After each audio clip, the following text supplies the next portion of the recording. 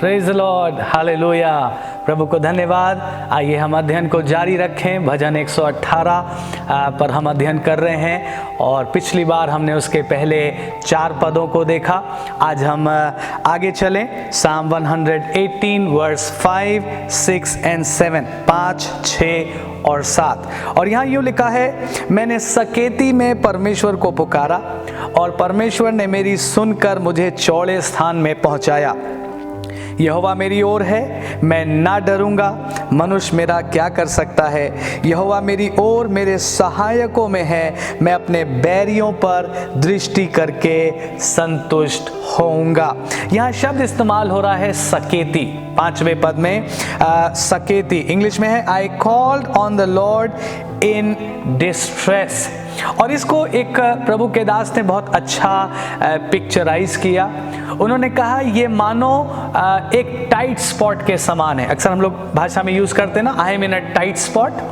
और tight spot वो है जब परिस्थितियों ने या लोगों ने हमको दबाते दबाते बिल्कुल मानो कोने में ले जाकर खड़ा कर दिया। राइट, हम बिल्कुल हार्ड प्रेस्ड हैं, परिस्थितियों ने हमको दबा दिया है और बिल्कुल कोने में हम खड़े हुए हैं। And there is no more place to move. फिर हम एक कदम भी ना इधर ले पा रहे हैं ना उधर ले पा रहे हैं। Tight spot, distress. मैं बहुत सकेती में हूँ, बहुत थोड़ी सी जगह में मैं खड़ा हूँ और मेरे लिए एक स्टेप भी इधर या उधर लेना मुश्किल है। लेकिन ये भजन क्या कह रहा है? कह रहा है मैं सकेती में ज़रूर हूँ, लेकिन मैं अपने परमेश्वर को पुकार रहा हूँ। I call upon the lord in distress. प्रभु के लोगों, जब मैं और आप सकेती में जाएं, जब मैं और आप कभी ऐसी कठिन परिस्थिति में जाएं, हमें याद रखना है हमारे पास अभी भी प्रभु है। आमीन। इस व्यक्ति के पास, इस भजनकार के पास सकेती है, उसके पास कुछ और बचा नहीं है, लेकिन उसको एक बात याद है, अभी भी प्रार्थना उसके पास है, प्रार्थना का ग्रेस उसके पास है। प्रार्थना करके वो अपनी इस सकेती में भी परमेश्वर की सामर्थ का अनुभव कर सकता है। और फिर देखिए क्या कहता है, मैंने सकेती में परमेश्वर को पुकारा और उसने मेरी सुन ली, उसने मेरी सुनकर मुझे चौड़े स्थान में पहुंचा दिया। What else do we need?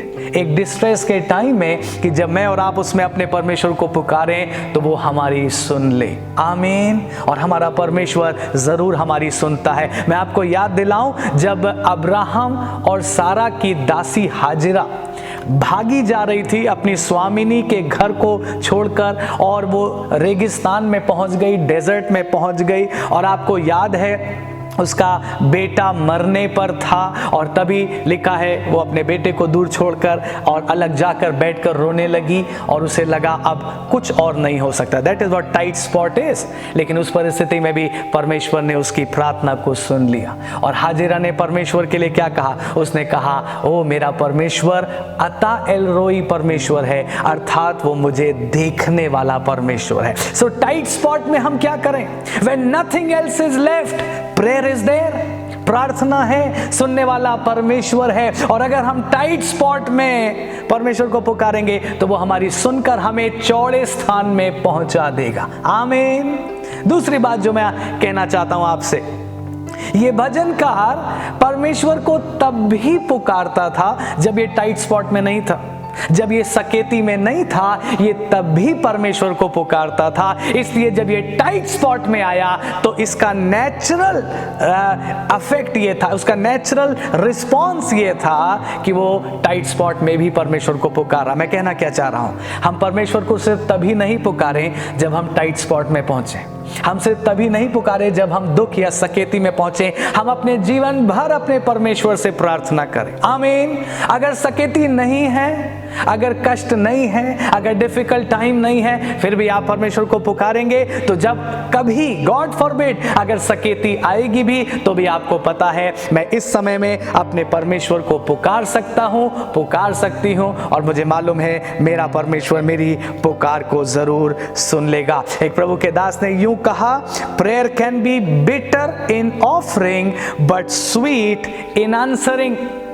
Prayer can be bitter in offering but sweet in answering. हो सकता है आप सकेती में आंसुओं की दुआ कर रहे हैं, हो सकता है दुख में आप पुकार रहे हैं और आप कह रहे हैं प्रभु कोई मददगार नहीं है, गॉड मैं क्या करूं। हो सकता है prayer is bitter in offering, आंसुओं के साथ है, दुख के साथ है, तकलीफ के साथ है, कभी कभी शब्द भी नहीं निकलते, सिर्फ होंठ हिलते हैं, कभी कभी आहों के साथ है। लेकिन सुनिए, it can be bitter in offering but sweet in answering. जब परमेश्वर उत्तर देगा आपकी सकेती नहीं रहेगी, आपकी सकेती चौड़ा स्थान बन जाएगा। लोगों ने आपको दबाकर एक कॉर्नर में खड़ा कर दिया है, परमेश्वर आपको वहां से निकालकर एक चट्टान पर खड़ा कर देगा। हालेलुया। यही तो हम सीख रहे हैं कि हम तब भी परमेश्वर को पुकारते रहें जब सकेती नहीं है। तो अगर कभी सकेती आएगी भी तो उस समय भी हमारा परमेश्वर हमारी पुकार और प्रार्थना को जरूर सुन लेगा। आगे चलें,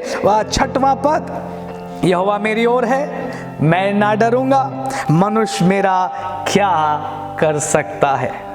यहोवा मेरी ओर है मैं नहीं डरूंगा। सुनिए, जब हमारे इंफीरियर नेचर्स, हमारे कमजोर व्यक्तित्व परमेश्वर के सुपीरियर नेचर से बैक किए जाते हैं, जब परमेश्वर हमारे पीछे खड़ा है, जब परमेश्वर हमारे साथ खड़ा है, ओ हमारा सारा डर जाता रहता। देखिए ये क्या कह रहा है, यहोवा मेरी ओर है मैं ना डरूंगा, मनुष्य मेरा क्या कर सकता है। हम क्या सीख रहे हैं, हम कमजोर हैं, कोई शक नहीं हम कमजोर हैं, वी आर इंफीरियर्स। लेकिन जब हम इंफीरियर लोग अपने परमेश्वर को पुकारते हैं, हम परमेश्वर के साथ प्रार्थना में जुड़ जाते हैं और परमेश्वर की सुप्रीम पावर, परमेश्वर की सुपीरियॉरिटी हमको बैक करती है, तो हमारा सारा डर चला जाता है और हमारे अंदर से एक बड़ा कॉन्फिडेंस आता है, मैं ना डरूंगा। हालेलुया। मनुष्य मेरा क्या कर सकता है, मैं ना डरूंगा, मैं किसी परिस्थिति में ना डरूंगा। एक जगह भजनकार कहता है मैं ना डरूंगा, चाहे सेना भी मेरे विरुद्ध छावनी डाले, उस दशा में भी मैं हियाव बांधे निश्चिंत रहूंगा। What a confidence, क्योंकि हमारा परमेश्वर हमारे साथ है, सकेती में भी वो हमारा मददगार है। आगे पढ़िए, 7वां पद कहता है यहोवा मेरी ओर मेरे सहायकों में है, मैं अपने बैरियों पर दृष्टि करके संतुष्ट होऊंगा। पहले क्या कहा उसने, परमेश्वर मेरी ओर है मैं ना डरूंगा, मनुष्य मेरा क्या कर सकता है। और फिर क्या कह रहा है, कह रहा है परमेश्वर मेरे सहायकों में है, मैं अपने बैरियों पर दृष्टि करूंगा और संतुष्ट होऊंगा। आपको याद है दाऊद के अनेकों बैरी थे, ना केवल गोलियत उसका बैरी था, ना केवल पलिश्ती लोग उसके बैरी थे, लेकिन उसका अपना राजा उसका बैरी था। उसके अपने लोग उसके विरोध में उठ खड़े हुए। आगे चलकर आप पढ़ते हैं उसका अपना बेटा अबशालोम उसकी जान लेना चाहता था, उसके विरोध में उठ खड़ा हुआ। दाऊद के अनेकों बैरी थे, लेकिन दाऊद ने उस बात को अपने जीवन में अनुभव किया। उसने कहा यहोवा मेरे सहायकों में है और इसलिए मैं ना डरूंगा, बल्कि मैं अपने बैरियों पर दृष्टि करके संतुष्ट होऊंगा। ना प्लीज मेरे साथ इसको समझें इससे पहले कि हम क्लोज करें। हम इंफीरियर हैं, लेकिन परमेश्वर हमें बैकअप करता है जब हम सकेती में भी उसको नहीं भूलते। आमीन। जब हम उसको पुकारते वो आ जाता है, हमारे एक टाइट स्पॉट में आ जाता है। और सुनिए, जब वो आ जाता है तो वो ना केवल हमको दिखाई देता है, बल्कि वो विरोधियों को भी दिखाई देता है और शत्रु भी परमेश्वर हमारे संग खड़ा है इस बात को देखकर भयभीत हो जाता है। आपको याद है लाल समुद्र जब इजरायली लोग पार कर रहे थे और आपको याद है पीछे से फिरौन की सेना आ गई और परमेश्वर का वही आग और बादल का खंबा जो पहले इजरायलियों के आगे आगे चल रहा था वो उठकर इजरायली और मिस्रियों के बीच में आ गया, राइट। और फिर परमेश्वर ने मूसा से कहा तू अपना हाथ बढ़ा। आपको पूरी घटना मालूम है, लाल समुद्र 2 भाग हो गया। लेकिन एक पद वहां बहुत बहुत ध्यान देने वाला है, निर्गमन 14, एक्सोडस 14 और मैं पढ़ रहा हूं 24। और रात के अंतिम पहर में यहोवा ने बादल और आग के खंबे में से मिस्रियों की सेना पर दृष्टि करके उन्हें घबरा दिया। हालेलुया। ना मैं क्या कह रहा हूं, ना केवल परमेश्वर आपको दिखाई देगा, परमेश्वर आपके बैरियों को भी दिखाई देगा।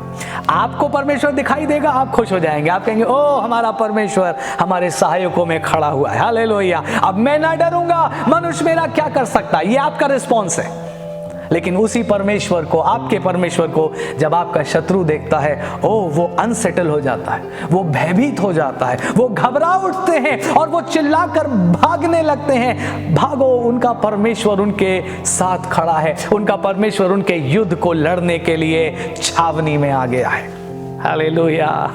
यही तो है सकेती में जब हमारा परमेश्वर आ जाता है तो वो सकेती अब सकेती नहीं है बल्कि चौड़ा स्थान बन गया है। परमेश्वर का एक लुक बहुत है।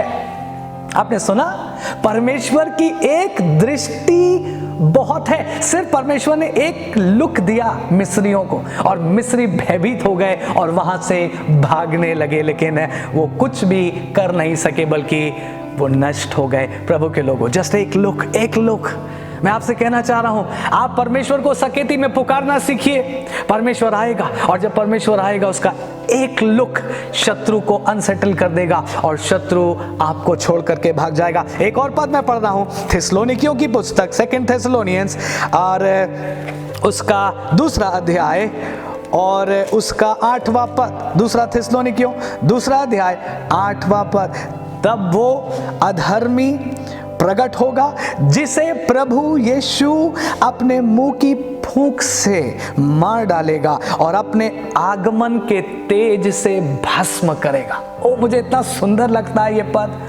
हमको कई बार लगता है कि यीशु मसीह आएगा और फिर शैतान भी अपनी सेना लाएगा और बहुत समय तक युद्ध चलता रहेगा और फिर फाइनली यीशु मसीह जीत जाएगा। हम गलत सोचते हैं।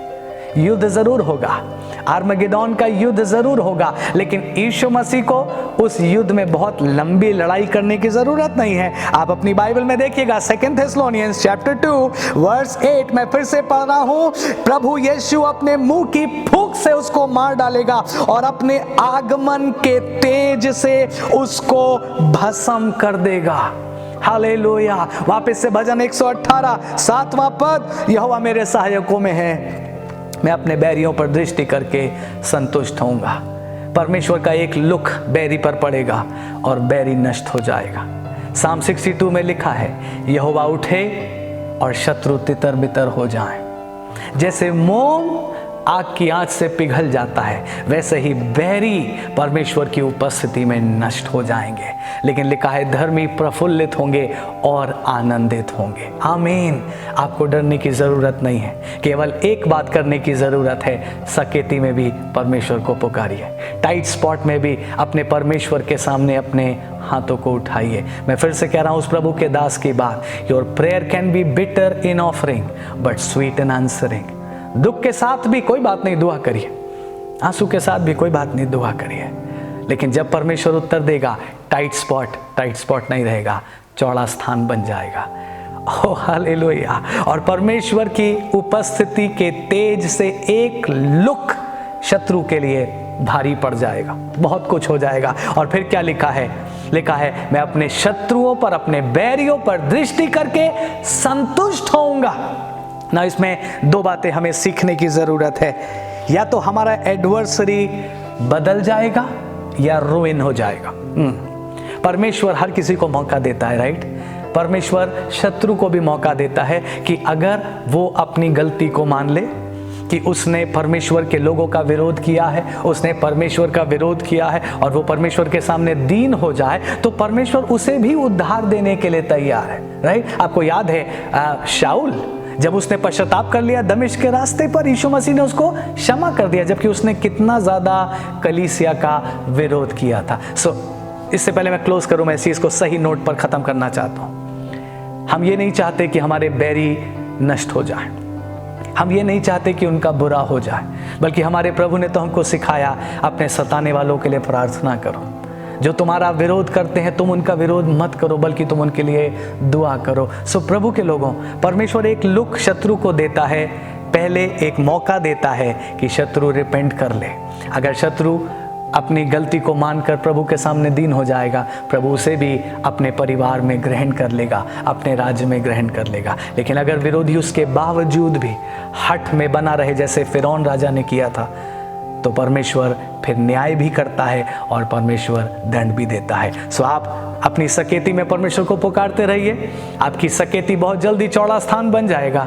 परमेश्वर का एक लुक आपकी सारी परिस्थिति और एडवर्सरी को अपरूट कर देगा और आप आज़ाद होकर कहेंगे, खुश होकर कहेंगे, यहोवा का धन्यवाद हो, उसने मेरे शत्रु से मुझे छुड़ा लिया, अब मैं ना डरूंगा, मनुष्य मेरा क्या कर सकता है। प्रभु आपको ताकत दे, हर परिस्थिति में परमेश्वर आपकी मदद अगुवाई करे। ये वचन आपको याद रहें, आप इन वचन को दोहराते रहें और परमेश्वर आपको प्रार्थना के जीवन में और बलवंत करता जाए। प्रभु आपके साथ हो।